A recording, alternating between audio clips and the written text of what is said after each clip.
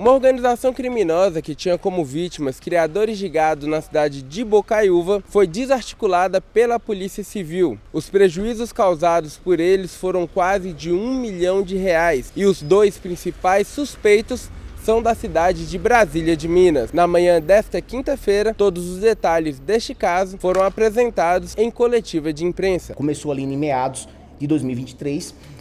Como é que eles faziam? Eles chegavam, né, em determinada região, no caso em Bocaiúva, eles chegaram em Bocaiúva, adquiriram lá uma propriedade, uma fazenda da região, e ali eles começavam a tentar fazer relações com os produtores rurais e criadores de gado. E aí eles tentavam criar confiança em um desses produtores, uma pessoa de renome lá da região, conseguiu fazer isso, né? Inicialmente eles faziam transações comerciais envolvendo gado de forma lícita, sem problema, pagando certinho pelo produto que era adquirido. E quando conseguiram então a confiança dessa pessoa de renome lá da região de Bocaiúva, então eles começaram a aplicar os golpes, utilizando-se justamente do nome dessa pessoa como um fiador, né, desses negócios. E aí eles começavam a fazer essas transações de gados utilizando-se de cheques sem fundos. Foram em torno de 20 cheques que a gente conseguiu identificar, sem fundo, sem lastro, né? E esses cheques, eles variam aí de um valor de R$5 mil a R$154 mil.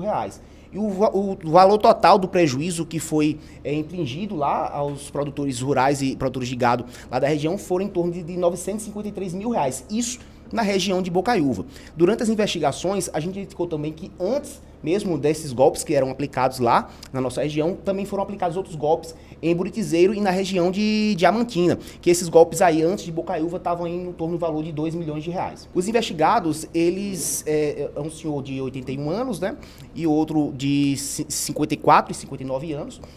Os dois deles eram familiares, né, eram pai e filho. E eles ali, se juntaram, né, se associaram literalmente para poder fazer a prática desses estelionatos. Como eles faziam? Eles adquiriam esse gado lá em Bocaiúva, transferiam esse gado para uma fazenda lá na cidade de São Francisco, e de São Francisco eles pegavam esse gado e encaminhavam para leilões lá no estado de São Paulo, em Uberlândia. E o valor que era adquirido com esse produto do estelionato, né, que era o gado envolvido, ele era lavado por meio de uma empresa desse terceiro envolvido, né, que era lá na cidade de Brasília de Minas. Temos em torno de 15 vítimas, né, identificadas, né, já nos autos do inquérito policial. E eles começaram a perceber quando foram, né, depositar os cheques, viram que os cheques não tinham fundo e começava aquela pressão, vai pagar, não vai pagar. E aí simplesmente eles sumiram. Eles, inclusive, tem uma fazenda que eles compraram lá na cidade de Bocaiúva, eles pagaram apenas o sinal dessa fazenda.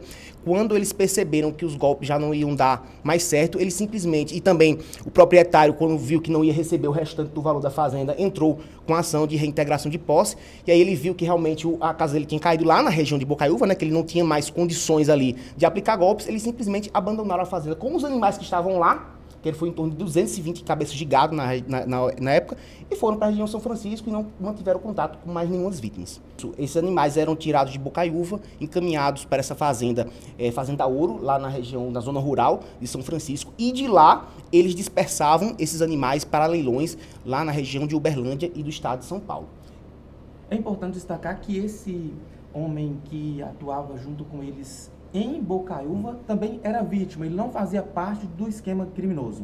Isso, foi uma vítima também, foi uma vítima que foi enganada, foi a primeira vítima deles, na verdade, e era um produtor rural lá de renome da região, que tinha confiança dos demais produtores, então eles conseguiram essa confiança desse produtor rural e utilizaram o nome dele. Ele era vítima, como os demais também foram vítimas. Ele ficou como fiador desses cheques, e então parte desse valor ele mesmo arcou, né, teve um prejuízo grande em relação a isso, parte desse valor ele arcou para poder manter a sua reputação na região lá. A principal vítima, né, que foi essa vítima que foi a fiadora desses três envolvidos, procurou a Polícia Civil, e aí então nós iniciamos as investigações, começamos a ouvir todas as vítimas que estavam envolvidas, todos os produtores rurais, recolhemos os cheques que estavam todos sem fundo. E então a gente começou também a investigação financeira, porque a gente percebeu que esse valor, né, um valor vultuoso de R$953 mil em cheques sem fundos, eles foram para algum lugar, né? O gado que foi adquirido foi para algum lugar. E aí quando a gente descobriu que esse gado era revendido e esse valor era limpado, né? Era lavado com essa empresa desse terceiro envolvido, que era uma empresa de autopeças na cidade de Brasília de Minas, que era justamente lavado nessa empresa. As investigações ainda continuam, né? A gente sabe que tem outras vítimas envolvidas envolvidas que ainda não foram identificadas, e tem outros elementos de informação que a gente precisa colher em relação a essa situação, porque era um golpe muito bem orquestrado e que envolve valores muito vultuosos. A Delegacia de Investigações Especiais prestou apoio operacional à Delegacia de Bocaiúva. A investigação do Dr. Teles culminou nessa operação, na realização dessas diligências na manhã da terça. Foram 3 alvos, 3 mandados de busca e apreensão, 2 na área urbana da cidade de Brasília de Minas e 1 na área rural, na fazenda, na área rural de São Francisco. Nessa fazenda, nos deslocamos juntamente com uma equipe de Bocaiúva, e lá nós conseguimos tomar o imóvel e cumprir a busca e apreensão, sendo arrecadados 57 cabeças de gado, documentos, contabilidade que demonstram, né, a movimentação de gado naquela fazenda, e também identificamos 2 vaqueiros que trabalhavam lá na região e deram alguns esclarecimentos sobre essa associação. Concomitantemente, na cidade de Brasília de Minas, uma residência foi alvo de busca e apreensão, e lá foi encontrada uma munição de calibre 38 que levou à condução do investigado, de 81 anos, em flagrante para a Delegacia de São Francisco, na verdade para a Delegacia de Brasília de Minas, sob responsabilidade do delegado de São Francisco, que conduziu os procedimentos de praxe. No outro alvo, um imóvel comercial, em uma empresa ativa, usada, como o Dr. Teles falou, de fachada, né, para essa lavagem de dinheiro dessa organização criminal, dessa associação, foi também cumprido, adentrado, né, e localizado alguns documentos que corroboram com a investigação no sentido de lavagem de dinheiro desses golpes aplicados em Bocaiúva. Doutor, reitera para a gente os próximos passos, né? Há outras vítimas, quais os próximos passos? A investigação, ela sempre busca apontar todos os responsáveis pela conduta criminosa. Com certeza o Dr. Teles vai caminhar nesse sentido, né, principalmente com esses elementos que nós colhemos dessa busca e apreensão, documentos, né, que corroboram com toda a investigação, apontando ser uma associação já estabilizada para esse tipo de crime. E a Polícia Civil, ela sempre tem esse intento, né, de buscar a responsabilização de todos os envolvidos.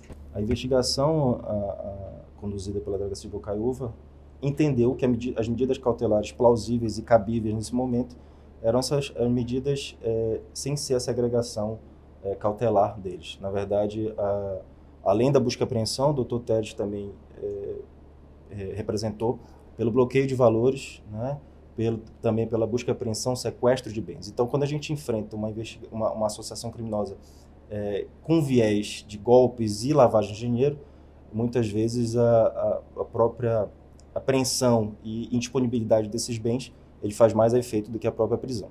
Esse tipo de crime, ele é muito importante, o combate, e é eficaz, principalmente com essa questão do patrimônio, né, do viés financeiro da investigação, porque é um crime que causa um prejuízo muito grande na sociedade, né? A gente sabe, Bocaiúva, por exemplo, tem esse viés, tem essa parte de agropecuária muito forte, então a gente tem que proteger também os meios de produção de uma cidade. Se o comércio, se a agricultura, se a produção, se a criação de gado são alvos, a Polícia Civil tem que estar lá para combater.